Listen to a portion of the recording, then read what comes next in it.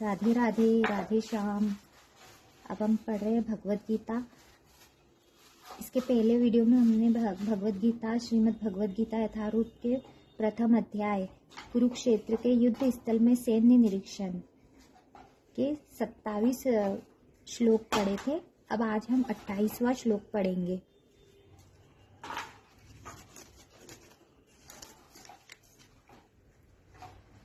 श्लोक 28। अर्जुन उवाच द्रष्टवेमं स्वजनं कृष्णयुत्सुं समुपस्थितं सिद्धन्ति मम गात्राणि मुखं च परिशुष्यति। अर्जुन ने कहा, हे कृष्ण, इस प्रकार युद्ध की इच्छा रखने वाले अपने मित्रों तथा संबंधियों को अपने समक्ष उपस्थित देखकर मेरे शरीर के अंग कांप रहे हैं और मेरा मुंह सूखा जा रहा है। तात्पर्य, यथार्थ शक्ति से युक्त मनुष्य में वे सारे सद्गुण रहते हैं जो सत्पुरुषों या देवताओं में पाए जाते हैं, जबकि अभक्त अपनी शिक्षा तथा संस्कृति के द्वारा भौतिक योग्यताओं में चाहे कितना ही उन्नत क्यों न हो, इन ईश्वरीय गुणों से विहीन होता है। अतः स्वजनों, मित्रों तथा संबंधियों को युद्ध भूमि में देखते ही अर्जुन उन सबों के लिए करुणा से अभिभूत हो गया जिन्होंने परस्पर युद्ध करने का निश्चय किया था। जहाँ तक उसके अपने सैनिकों का संबंध था, वह उनके प्रति प्रारंभ से दयालु था, किंतु विपक्षी दल के सैनिकों की आसन्न मृत्यु को देखकर वह उन पर भी दया का अनुभव कर रहा था। और जब वह इस प्रकार सोच रहा था तो उसके अंगों में कंपन होने लगा और मुंह सूख गया। उन सबको युद्धाभिमुख देखकर उसे आश्चर्य भी हुआ। प्रायः सारा कुटुंब अर्जुन के सगे संबंधी उससे युद्ध करने आए थे, जबकि इसका उल्लेख नहीं है, किंतु तो भी सहज अनुमान लगाया जा सकता है कि न केवल उसके अंग कांप रहे थे और मुंह सूख रहा था, अपितु वह दयावश रुदन भी कर रहा था। अर्जुन में ऐसे लक्षण किसी दुर्बलता के कारण नहीं, अपितु हृदय की कोमलता के कारण थे, जो भगवान के शुद्ध भक्त का लक्षण है। अतः कहा गया है, यस्यास्ति भक्तिर्भगवत्य किंचना सर्वे गुणोत्रत्र समासते सुराः हरा भक्तस्य कुतो महद्गुणा मनोरथेना सती भावतो बहिः। जो भगवान के प्रति अविचल भक्ति रखता है उसमें देवताओं के सद्गुण पाए जाते हैं, किंतु जो भगवत भक्त नहीं है उसके पास भौतिक योग्यताएं ही रहती है जिनका कोई मूल्य नहीं। इसका कारण यह है कि वह मानसिक धरातल पर मंडराता रहता है और ज्वलंत माया के द्वारा अवश्य ही आकृष्ट होता है। श्लोक 29। वेपतुश्च शरीरे मे रोमहर्षश्च जायते गाण्डीवं स्त्रसन्ते हस्तात्वक्वचेव परिदहाते। मेरा सारा शरीर कांप रहा है, मेरे रोंगटे खड़े हो रहे हैं, मेरा गांडीव धनुष मेरे हाथ से सरक रहा है और मेरी त्वचा जल रही है। श्लोक तात्पर्य, शरीर में 2 प्रकार का कंपन होता है और रोंगटे भी 2 प्रकार से खड़े होते हैं। ऐसा या तो आध्यात्मिक परम आनंद के समय या भौतिक परिस्थितियों में अत्यधिक भय उत्पन्न होने पर होता है। दिव्य साक्षात्कार में कोई भय नहीं होता। इस अवस्था में अर्जुन के जो लक्षण है वो भौतिक भय अर्थात जीवन की हानि के कारण है। अन्य लक्षणों से भी यह स्पष्ट है, वह इतना अधीर हो गया कि उसका विख्यात धनुष गांडीव उसके हाथों से सरक रहा था और उसकी त्वचा में जलन उत्पन्न हो रही थी। ये सब लक्षण देहात्म बुद्धि से जन्य है। श्लोक 30। न च शक्नोम्यवस्थान्तुं भ्रमतीव च मे मनः निमित्तानि च पश्यामि विपरीतानि केशव। मैं यहाँ अब और अधिक खड़ा रहने में असमर्थ हूँ, मैं अपने को भूल रहा हूँ और मेरा सिर चकरा रहा है। हे कृष्ण, मुझे तो केवल अमंगल के कारण दिख रहे हैं। तात्पर्य, अपने अधैर्य के कारण अर्जुन युद्ध भूमि में खड़ा रहने में असमर्थ था और अपने मन की इस दुर्बलता के कारण उसे आत्मविस्मृति हो रही थी। भौतिक वस्तुओं के प्रति अत्यधिक आसक्ति के कारण मनुष्य ऐसी मोहमयी स्थिति में पड़ जाता है। भयम द्वितीया भीनिवेशतः स्यात्।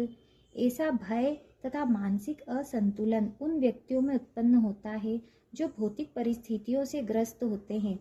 अर्जुन को युद्ध भूमि में केवल दुखदायी पराजय की प्रतीति हो रही थी। वह शत्रु पर विजय पाकर भी सुखी नहीं होगा। निमित्तानि विपरीतानि शब्द महत्वपूर्ण है।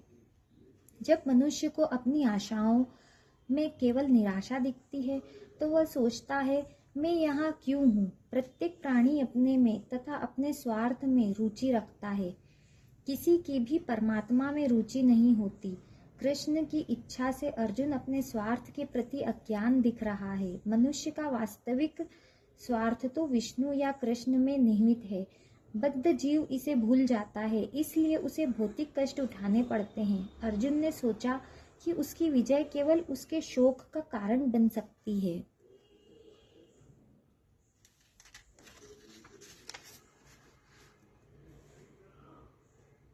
श्रीमद् भगवद गीता यथारूप श्लोक 31। न च श्रेयोनुपश्यामि हत्वा स्वजन्माहवे न काण्डक्षे विजयं कृष्ण न च राज्यं सुखानि च। हे कृष्ण, इस युद्ध में अपने ही स्वजनों का वध करने से न तो मुझे कोई अच्छाई दिखती है और न मैं उसमें किसी प्रकार की विजय, राज्य या सुख की इच्छा रखता हूँ। तात्पर्य यह जाने बिना कि मनुष्य का स्वार्थ विष्णु या कृष्ण में है, सारे बद्धजीव शारीरिक संबंधों के प्रति यह सोचकर आकर्षित होते हैं कि वे ऐसी परिस्थितियों में प्रसन्न रहेंगे। ऐसी देहात्म बुद्धि के कारण वे भौतिक सुख के कारणों को भी भूल जाते हैं। अर्जुन तो क्षणिक क्षत्रिय का नैतिक धर्म भी भूल गया था। कहा जाता है कि दो प्रकार के मनुष्य परम शक्तिशाली तथा जाजल्यवान सूर्यमंडल में प्रवेश करने के योग्य होते हैं। ये है एक तो क्षत्रिय जो कृष्ण की आज्ञा से युद्ध में मरता है तथा दूसरा सन्यासी जो आध्यात्मिक अनुशीलन में लगा रहता है। अर्जुन अपने शत्रुओं को भी मारने से विमुख हो रहा है। अपने संबंधियों की बात तो छोड़ दे, वह सोचता है कि स्वजनों को मारने से उसे जीवन में सुख नहीं मिल सकेगा, अतः वह लड़ने के लिए इच्छुक नहीं है।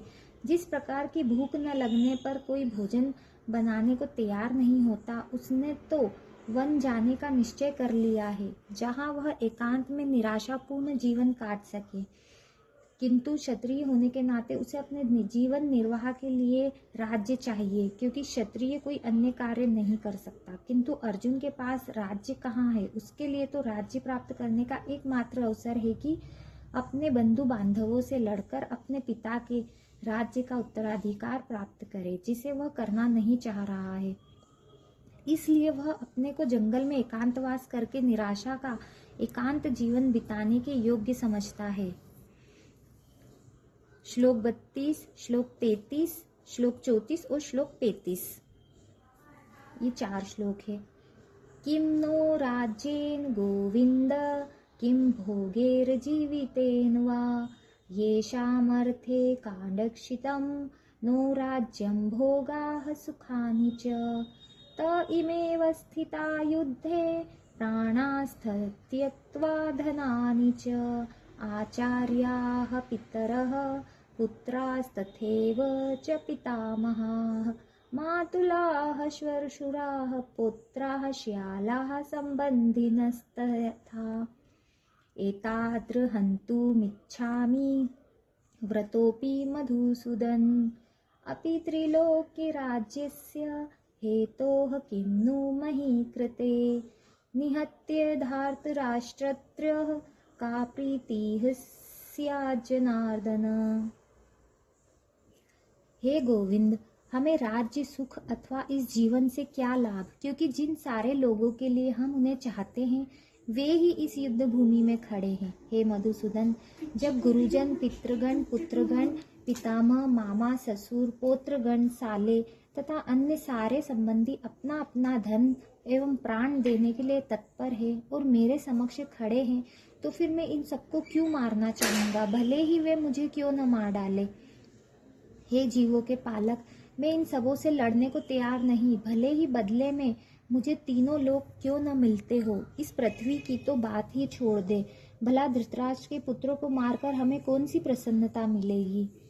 तात्पर्य: अर्जुन ने भगवान कृष्ण को गोविंद कहकर संबोधित किया, क्योंकि वे गोवों तथा इंद्रियों की समस्त प्रसन्नता के विषय हैं। इस विशिष्ट शब्द का प्रयोग करके अर्जुन संकेत करता है कि कृष्ण यह समझे कि अर्जुन की इंद्रियां कैसे तृप्त होंगी, किंतु गोविंद हमारी इंद्रियों को तुष्ट करने के लिए नहीं है। हाँ, यदि हम गोविंद की इंद्रियों को तुष्ट करने का प्रयास करते हैं तो हमारी इंद्रियां स्वतः तुष्ट होती है। भौतिक दृष्टि से प्रत्येक व्यक्ति अपनी इंद्रियों को तुष्ट करना चाहता है और चाहता है कि ईश्वर उसके आज्ञा पालक की तरह काम करे, किंतु ईश्वर उनकी तृप्ति वहीं तक करते हैं उसके आज्ञा पालक की तरह काम करे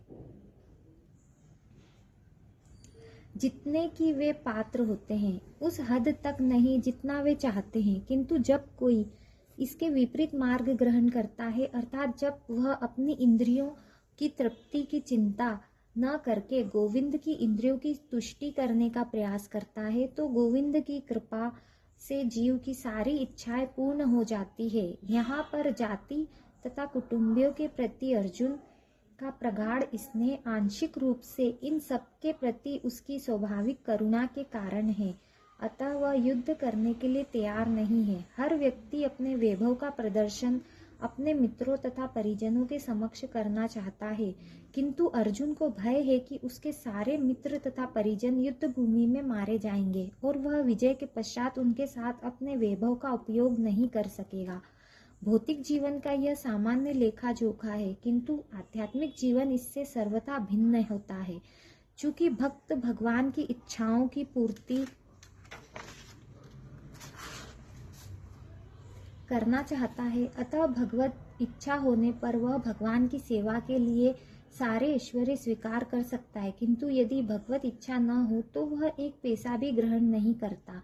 अर्जुन अपने संबंधियों को मारना नहीं चाह रहा था, और यदि उनको मारने की आवश्यकता हो तो अर्जुन की इच्छा थी कि कृष्ण स्वयं उनका वध करे। इस समय उसे यह पता नहीं है कि कृष्ण उन सबों को युद्ध भूमि में आने के पूर्व ही मार चुके हैं और अब उसे निमित्त मात्र बनना है। इसका उद्घाटन अगले अध्यायों में होगा। भगवान का असली भक्त होने के कारण अर्जुन अपने अत्याचारी बंधु बांधवों से प्रतिशोध नहीं लेना चाहता था, किंतु यह तो भगवान की योजना थी कि सबका वध हो। भगवत भक्त दुष्टों से प्रतिशोध नहीं लेना चाहते, किंतु भगवान दुष्टों द्वारा भक्त के उत्पीड़न को सहन नहीं कर पाते। भगवान किसी व्यक्ति को अपनी इच्छा से क्षमा कर सकते हैं, किंतु यदि कोई उनके भक्तों को हानि पहुंचाता है तो वे उसे क्षमा नहीं करते। इसलिए भगवान इन दुराचारियों का वध करने के लिए उद्यत थे, यद्यपि अर्जुन उन्हें क्षमा करना चाहता था। राधे श्याम, हरे कृष्णा। अब बाकी की भगवत गीता हम कल पढ़ेंगे। राधे राधे।